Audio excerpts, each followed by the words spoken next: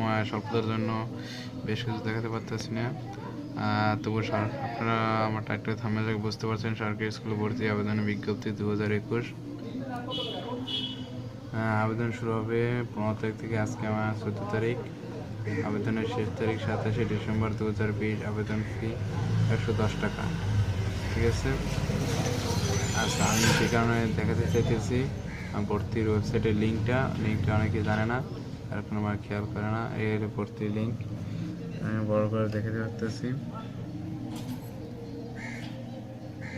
ঠিক আছে।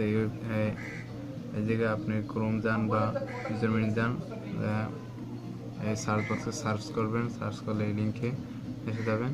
এই ব্রাউজারে দিয়ে ফর্ম সাবমিট করবেন অনলাইন আবেদনের নির্দেশের মধ্যে। এগুলো পরে নেবেন অবশ্যই। এগুলো আপনি প্রয়োজনে যেহেতু সার্চ করতে পারেন সরকারি স্কুল ভর্তি অনলাইন ভর্তি আবেদনের প্রক্রিয়া 2021। এগুলো অবশ্যই আপনারা পরে নেবেন। SMS করতে হয়।